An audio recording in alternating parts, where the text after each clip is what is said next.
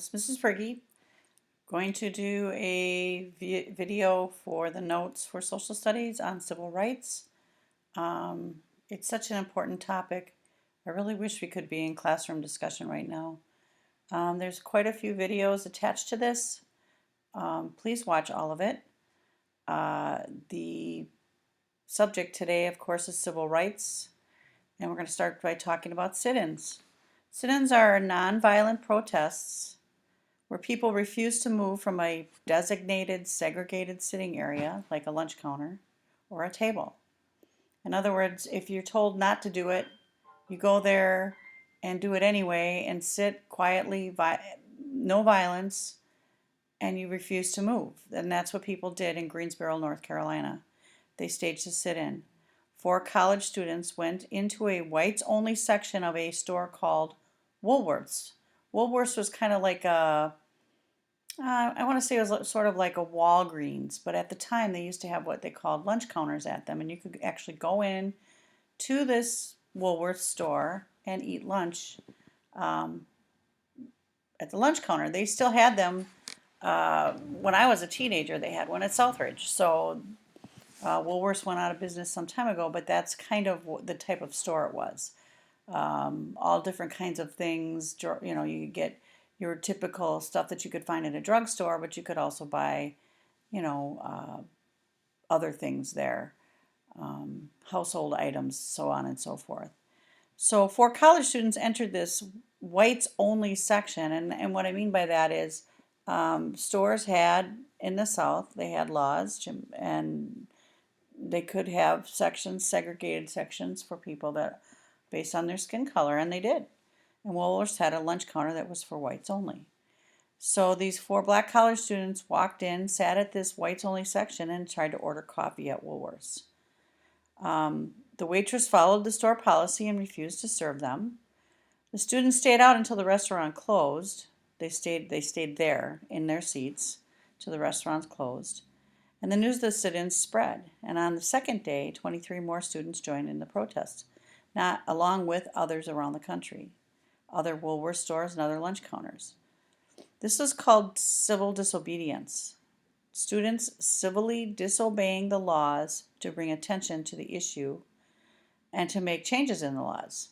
Okay, the laws were not fair. They were not fair to anybody. They were not fair particularly to blacks, black people, people of color.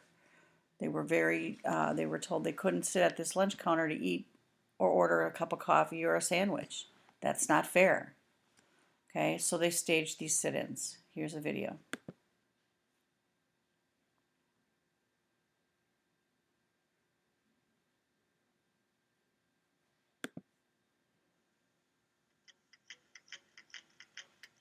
The food was bland, the coffee weak, the atmosphere sterile. But the stools in this lunch counter are more treasured and more symbolic than any seat in a 5-star restaurant. What was served up at this very counter was the sweet and satisfying taste of freedom. This was the main stage of one of the greatest dramas of the 1960s, the so-called sit-in civil rights protest. It was about 80 feet long and 24 inches wide, an L-shaped lunch counter that occupied the northeast corner of F.W. Woolworth in Greensboro, North Carolina. The countertop looked like elegant black marble or slate with polished edges, but this was a faux finish. Beneath the counter was a long piece of stainless steel for parking your knees or your old chewing gum. The stools were classic diner pieces, covered with vinyl, backed with chrome. One other feature of these stools made a lot of people uncomfortable. You could only sit on them if you were white. It wasn't an official company-wide Woolworth policy, but each store manager was allowed to segregate the counter if he chose to, and the department store giant was a landmark of Main Street America. So when 4 young Greensboro men wanted to challenge the invisible color line, Woolworth's was where they went. It was by design that we came to this place. We wanted a place where there was really a dichotomy of offering and treatment and respect to people simply based on their color. The date was February 1st, 1960. The The four teenagers, freshmen at a local university, entered Woolworth's and began shopping for school supplies. It was a calculated move, meant to point out the hypocrisy of a store which would accept their money at the checkout, but not at the lunch counter. Receipts in hand, 2 by 2, they approached the forbidden stools. All around this room, the bottom lips of the patrons were dropping, and people were just absolutely standing and staring and looking as though they were fixed in time. McCain expected to be cracked over the head, hauled off to jail, or both. And sure enough, a police officer soon appeared. And he started to pace the counter back and forth, and as he walked back and forth, he started to pound his nightstick in his hand. But after he paced 3 times with his nightstick, I said to myself, we've got him. He really doesn't know what to do. The Greensboro Four, they would soon be called: David Richmond, Franklin McCain, Ezell Blair, and Joseph McNeil. The defiance and pride visible on their faces would be severely tested in the months ahead. Every day, the Greensboro Four and a growing number of black and white supporters returned to the lunch counter. Taking shifts, they occupied the counter stools all day, enduring insults and threats from hostile bystanders. With newspapers, television, and radio closely following the protest, sit-ins spread throughout the South.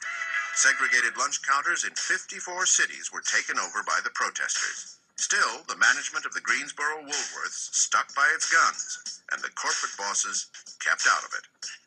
For 6 months, protesters and waitresses glared at each other across this counter. Finally, on July 25th, 1960, the F.W. Woolworth Company ordered the Greensboro store to give in. Throughout the department store chain, the lunch counters were officially desegregated.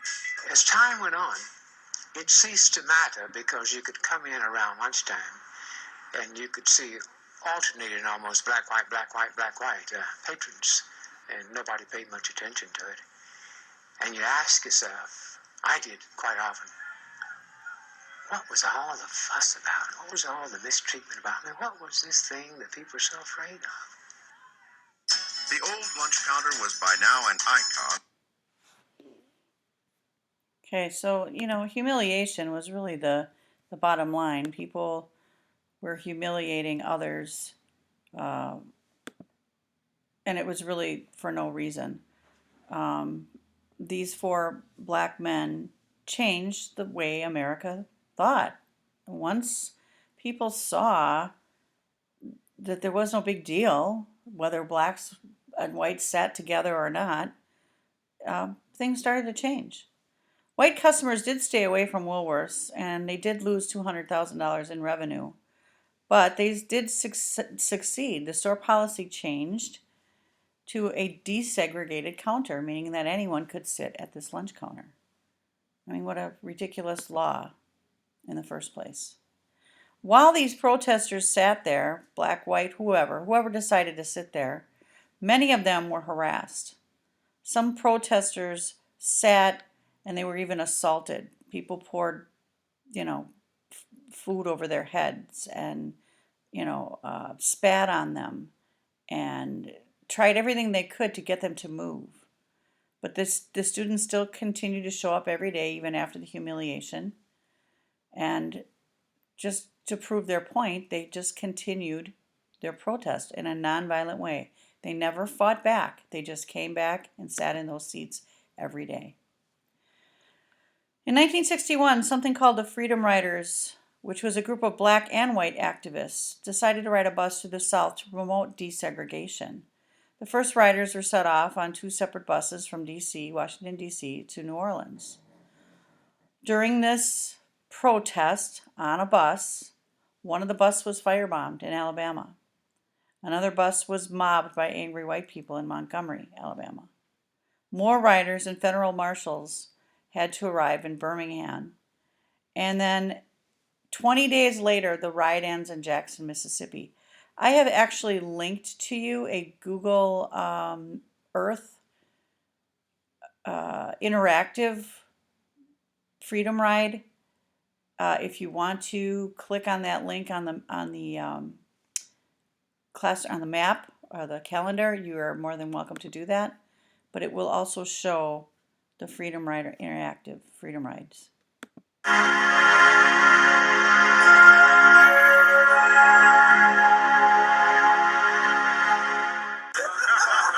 These original Freedom Riders are getting off a bus in Washington for an event to honor them. And before I be astray, I'll be buried in my grave. They are among the more than 400 people who joined the 1961 Freedom Rides in the American South.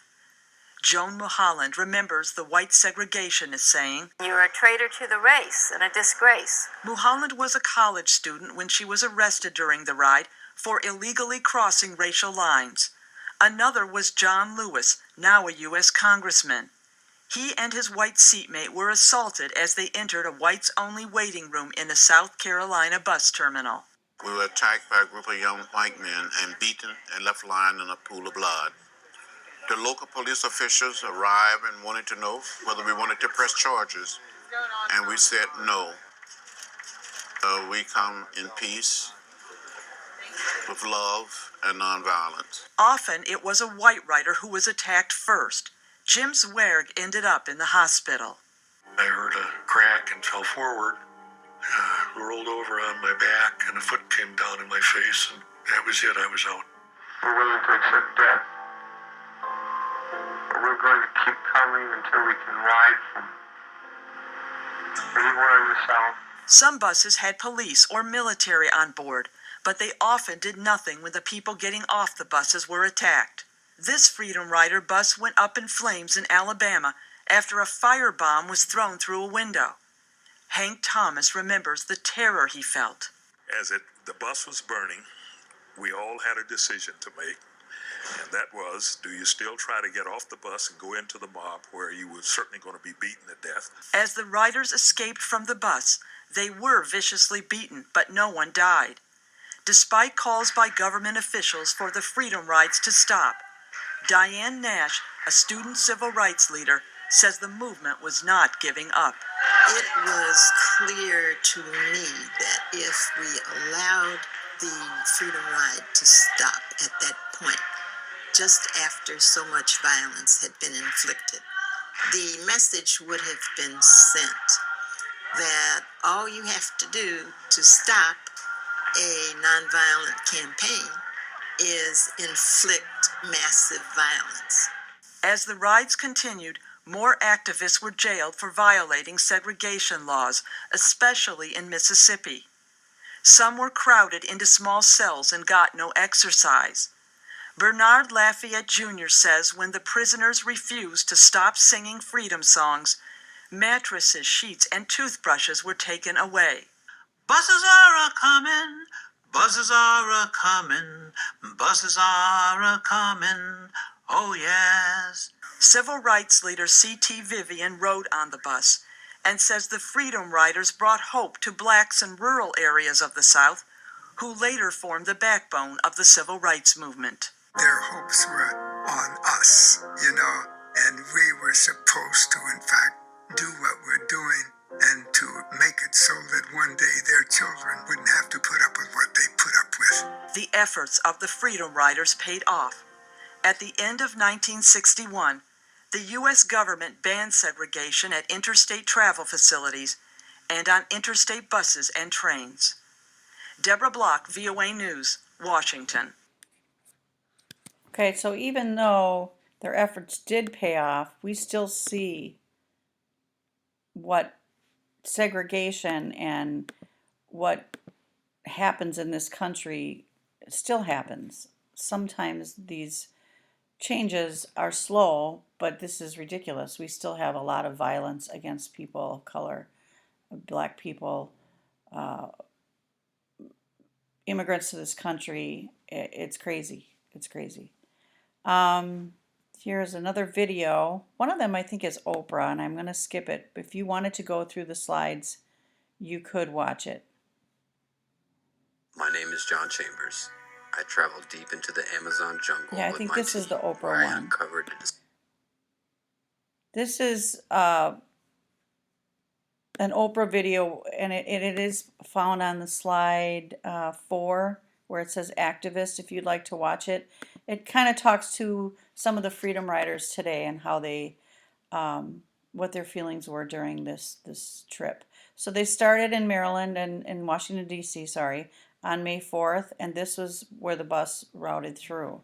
The link I gave you for the Freedom Rides, let me see, is on Google Earth. And it's actually very, very interesting. If you want to do the link, it'll go through each step of the Freedom Rides and actually show you on a map where they started. And you can click through and watch what happened at each one of the different port or places that they stopped. So it's a very good link, and you'll find it right here on my map, on my social studies assignment schedule. All right, so back to our slides. These were some of the Freedom Riders. These were their arrest photos. These are their mugshots. Very, very, very brave people for the time. They endured a lot.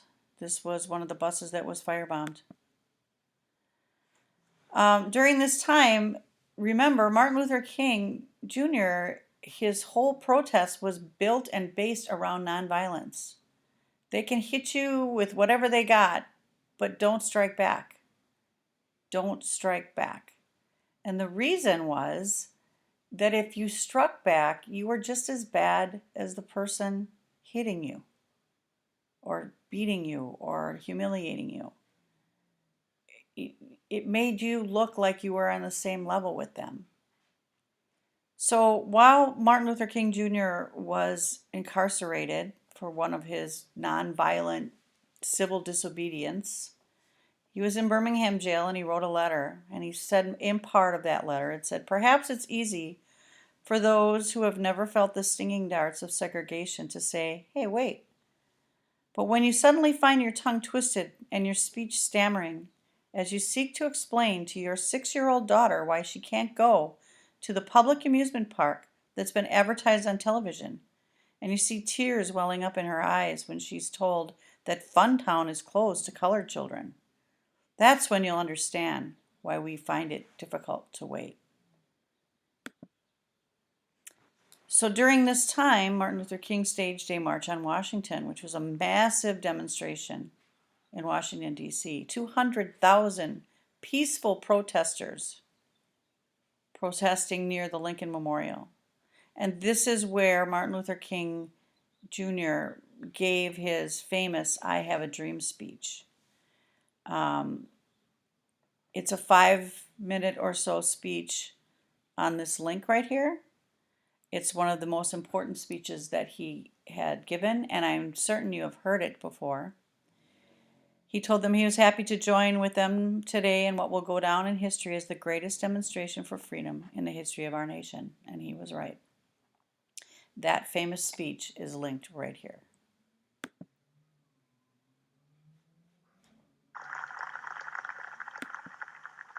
So even though we face the difficulties of today and tomorrow, I still have a dream.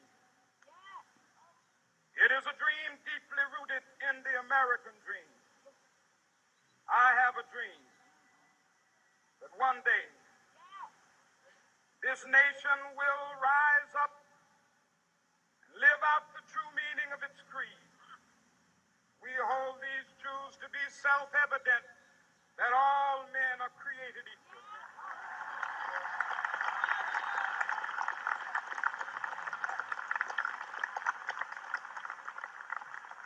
I have a dream that one day on the red hills of Georgia, the sons of former slaves and the sons of former slave owners will be able to sit down together at the table of brotherhood. I have a dream that one day, even the state of Mississippi, a state sweltering with the heat of injustice, sweltering with the heat of oppression, will will be transformed into an oasis of freedom and justice. I have a dream that my four little children will one day live in a nation where they will not be judged by the color of their skin, but by the content of their character. I have a dream today.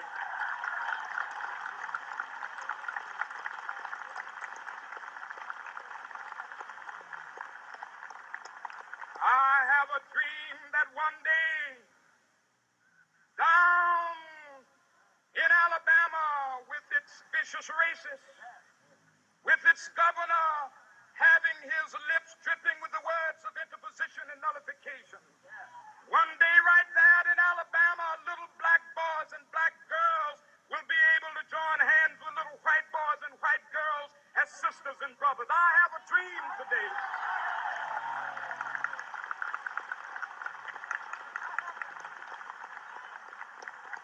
I have a dream that one day every valley shall be exalted.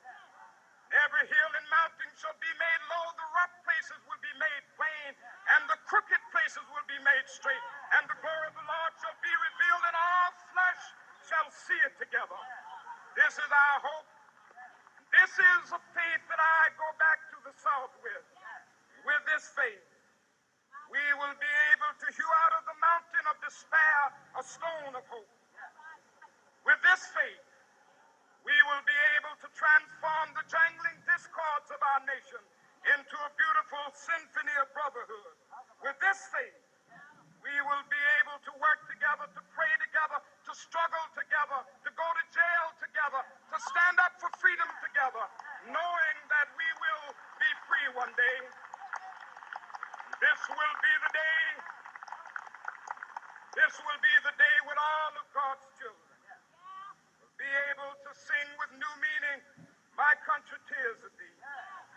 Sweet land of liberty of thee I sing. Land where my fathers died, land of the pilgrim's pride. From every mountainside, let freedom ring. And if America is to be a great nation, this must become true. So let freedom ring. From the prodigious hilltops of New Hampshire, let freedom ring. From the mighty mountains of New York, let freedom ring. From the heightening Alleghenies of Pennsylvania, let freedom ring. From the snow-capped Rockies of Colorado, let freedom ring. From the curvaceous slopes of California. But not only that, let freedom ring from Stone Mountain of Georgia. Let freedom ring from Lookout Mountain of Tennessee. Let freedom ring from every hill and molehill of Mississippi, from every mountainside. Let freedom ring. And when this happens, when we allow freedom ring, when we let it ring from every village and every hamlet, from every state and every city, we will be able to speed up that day when all of God's children, black men and white men, Jews and Gentiles, Protestants and Catholics, will be able to join hands and sing in the words of the old Negro spiritual, free at last, free at last. Thank God Almighty, we are free at last.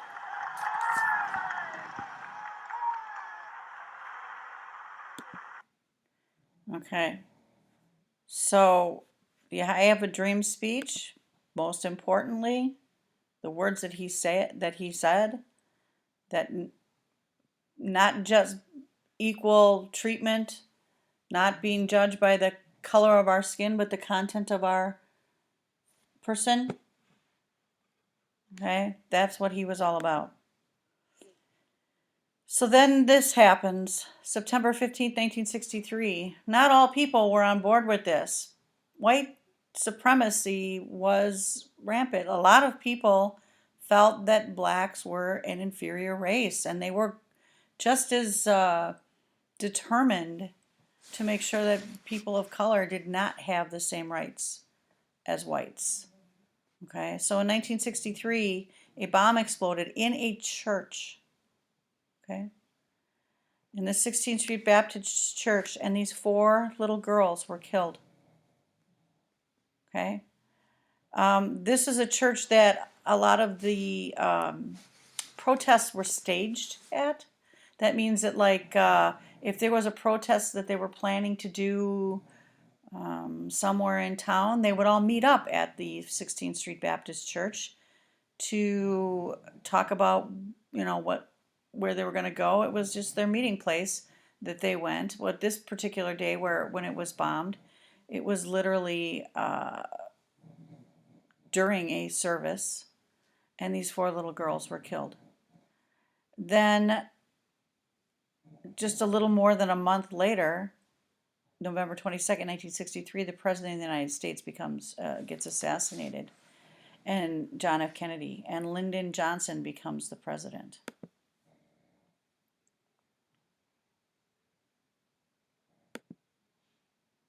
On September 15th, 1963, tragedy would befall the most innocent of victims in the battle for racial equality, when a bomb exploded at the 16th Street Baptist Church.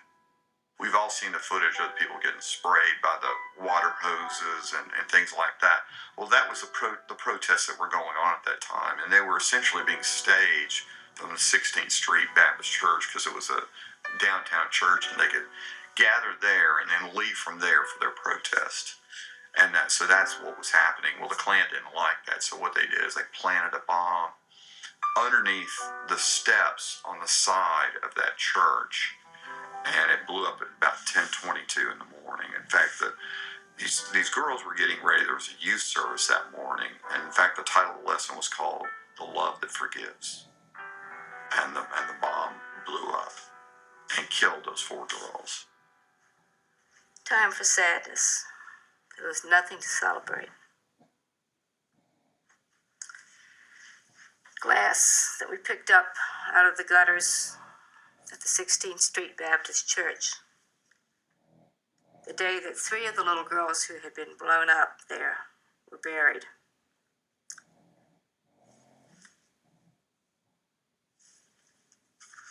And the police shot over the heads of the people who came out of the church to disperse the mob, right? We attended a funeral. We were standing outside, and we were going to follow the cortege until Ed King and Diane Nash pointed and showed us the National Guard standing with guns aimed down at us in the streets. The National Guard, who had been nationalized by the President of the United States, had rebel flags on their uniforms. And I was holding this American flag, which was not liked. They just fell in love with the American flag recently in the South. And so this flag was a sign of resistance that I was holding. So you could see them standing all up around with the guns drawn.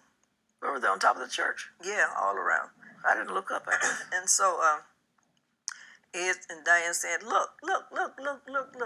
The same way they did at Medgar's funeral in Jackson when John Doe came out and started screaming and yelling, said, you must stop because they're going to shoot you, pointing to the guns aimed at people in the streets there on Ferris Street. It would have been like Sharpeville Massacre. I'm not sure they were going to shoot us. Oh, We were standing. you're not sure? No, the church. You're talking about during the time the funeral was going on? Yes, ma'am. They had just blown the church up, Joyce. Yeah, but What makes you think they were Martin going to Luther shoot? King was inside. So, preaching he was killed. the funeral. He was killed. Listen, let me speak, please. Will you indulge me a little?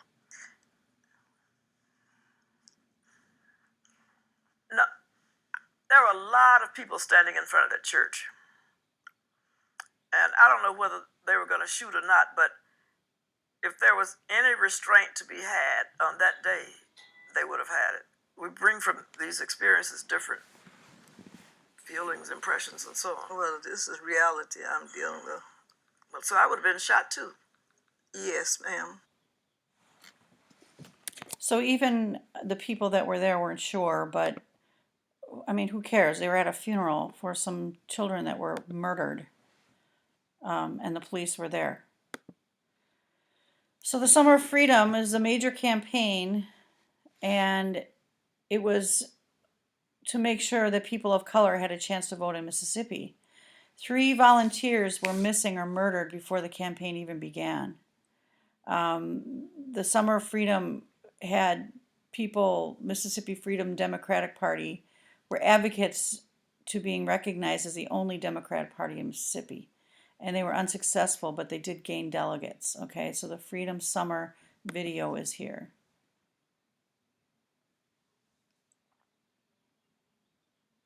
My name is John Chambers. My biggest weakness forced me deep.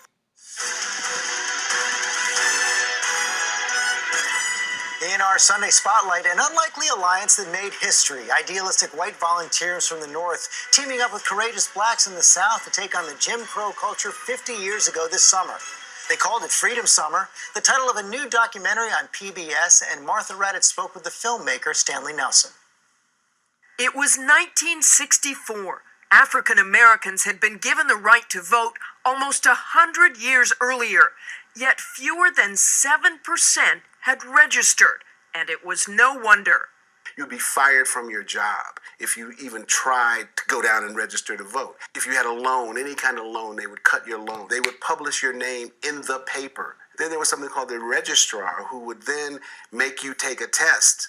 And inevitably, if you're African American, you fail. You didn't write anything in there. You didn't pass it. Stanley Nelson's new film is a deep and at times unsettling look at the brave women and men who fought for voting rights just 50 years ago. You have your certificate showing that you are a registered voter. Civil rights organizers in Mississippi had been fighting an uphill battle to register African Americans. We must be stronger than the enemy. They needed help from outside the state and looked north. They invited 700 volunteers, mainly white college students. Students who had no idea what they would be getting into. One of the things that surprised me is there was tension. Part of the frustration with the organizers was trying to say, this is what it's going to be like down there. They could see that the kids didn't really understand it. You're going to wind up in jail. I suggest we be a little more serious about this thing. But that would quickly and tragically change. They went missing on the first day of Freedom Summer, the very first day. On June 21st, 1964, 3 young activists, Andrew Goodman and Michael Schwerner from New York and James Chaney from Mississippi, vanished. The people who understood Mississippi knew that they were never going to be found alive. The bodies not discovered for 6 months. Those murders dramatized in the movie Mississippi Burning. It put this kind of, shadow over the whole summer. For his film, Nelson shares the real-life stories of the once young freedom fighters who lived in fear every day. They put this noose over my head, and it's attached to a long rope. They jumped back into the car, and I just saw myself being dragged to death. It wasn't just intimidation. They were killing people. One of the terms that people always use for what was happening in Mississippi was terrorism. That, they were being terrorized. After Freedom Summer, after those murders, President Lyndon Johnson signed the Voting Rights Act, which banned discrimination in voter registration. Last year, a sharply divided Supreme Court struck down a key part of the law, citing racial progress since Freedom Summer. But have we gone far enough? I think it's really important that we understand the struggle that we had to go through to get people the right to vote. And that probably that struggle isn't over. For this week, Martha Raddatz, ABC News, Park City, Utah. And the people's rights And to now vote. we honor our fellow. And African Americans particularly take this right very seriously, and they are a very large voting group, and it's very important that they remain such. They fought for it and they won, but it's still a hard-fought battle, and it's still ongoing today. The Civil Rights Act of 1964 was passed while Lyndon Johnson was president.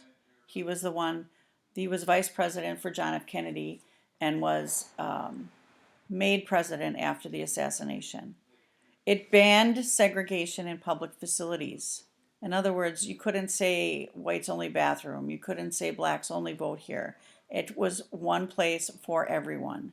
The government could compel state and local school boards to desegregate, to not have separate schools for black children and white children.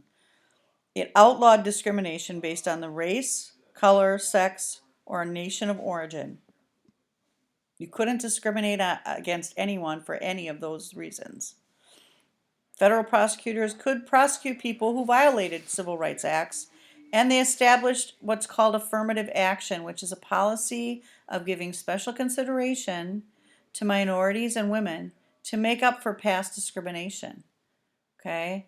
Affirmative action is still something that a lot of companies, a lot of schools use today to make up for past discrimination and to make sure that there are equal representation of people of color in companies, in stores, in the workplace, in schools, okay, to make sure that people's civil rights are not being violated.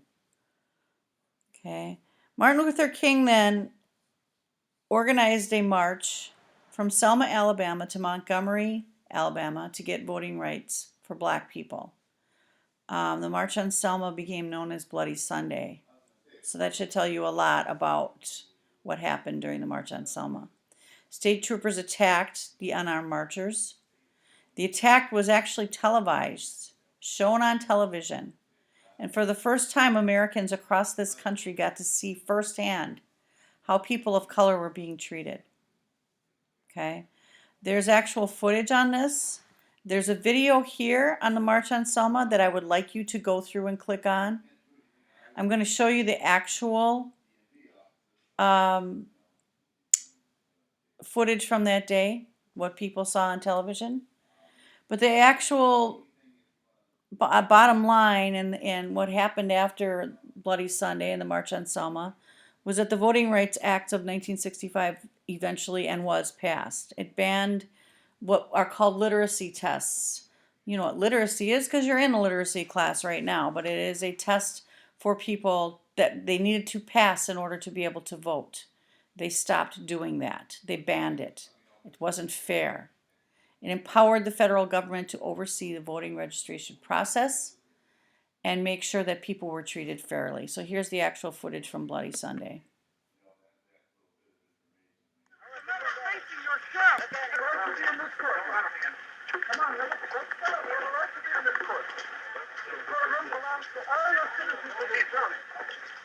We have a right to be here and will not in any way be interfering with the pursuit of traffic.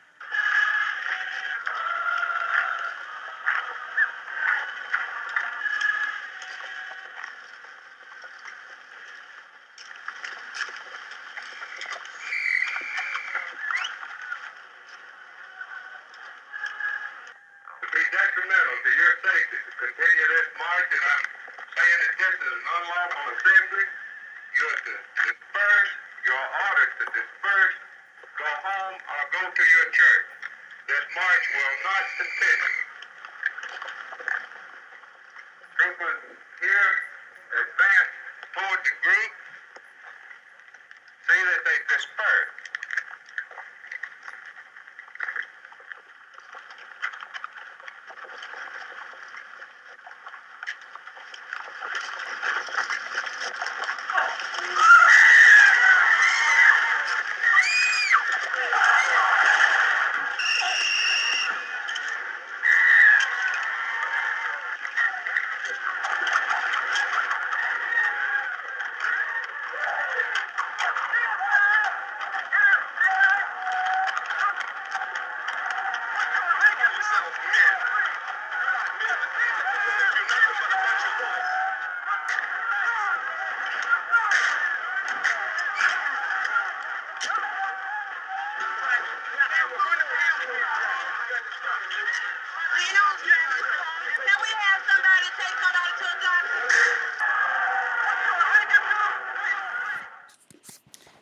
It was much worse than that, which was bad enough.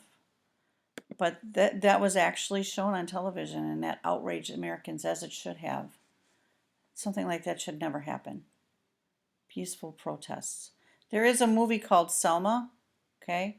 And if you really are interested in this topic and you want to see more, I suggest you rent that video or that movie, Okay, but the March on Selma was very important. And these people were treated very poorly just for peacefully protesting. Okay. Notice they didn't fight back either. All right. Malcolm X was another influential African American who began to fight racism. But he had a very different belief than Martin Luther King Jr. Malcolm X was a Muslim, and he believed in fighting racism by whatever means necessary. Okay, pretty much the opposite of the way Martin Luther King Jr. decided to fight against racism. If violence was needed, Malcolm X said, then we do violence back. Okay. He belonged to an organization called the Nation of Islam, and he believed that blacks should have their own separate society. Basically, bottom line, take a state, make it black only state, and let them have their own government, their own laws. That no one that wasn't African American or black could live there. That they would have their own society, a separate one, separate laws on separation of people by color was something we were trying to do away with. But Malcolm X believed that that was the way to a peaceful society. Later in his life, though, he broke away from the Nation of Islam. He changed his stance. He changed his belief to nonviolence. He went back on his theory and decided that that was something that wasn't going to work. Okay. He was also assassinated, like Martin Luther King Jr. Malcolm X was assassinated in 1965. There is another movie out there called Malcolm X. I encourage you to watch that as well if you are more interested in knowing more about the teaching of Malcolm X. On April 3rd, 1968, which was 3 years after Malcolm X's assassination, Martin Luther King was assassinated on a balcony of his motel. He was shot and he died soon afterward. A man named James Earl Ray was the person who shot Martin Luther King Jr. on the balcony at the motel in Memphis, Tennessee.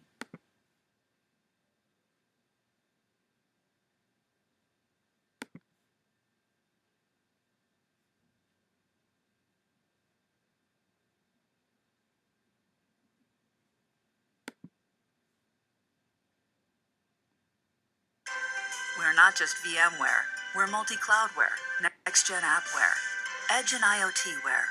We're the foundation for digital business everywhere.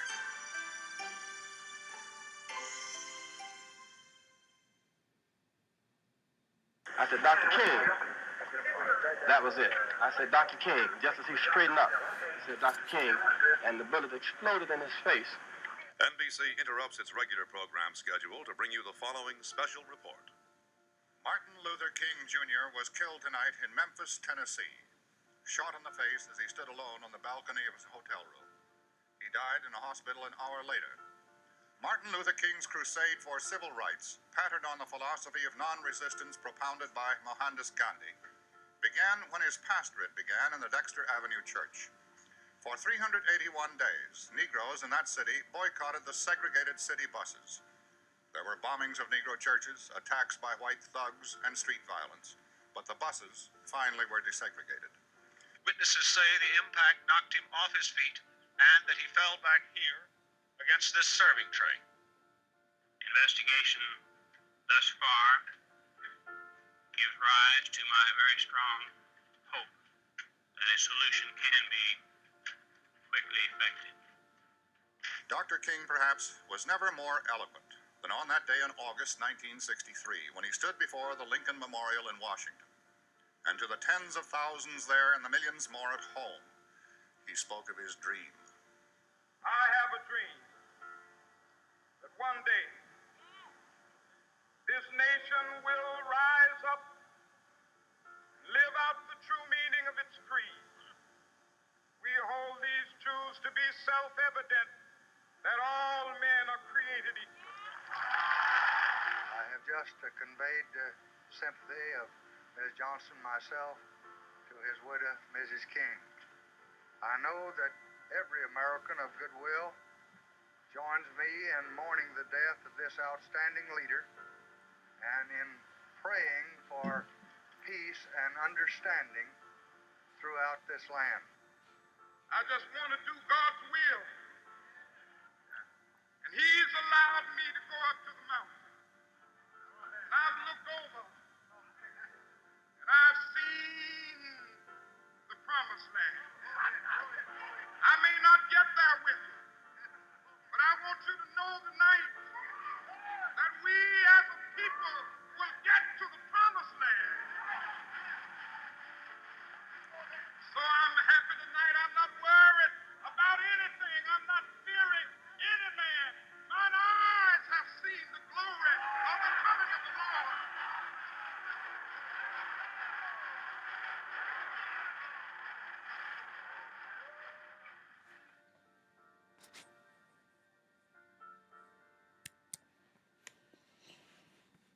Sad part of our history. But again, when things like this happen, a lot of times there is good that comes from it. So that ends this video, this lesson. Please make sure that you go on and do the Skyward assignment. Also, I encourage you to go back and watch the videos again or go through the slide presentation again.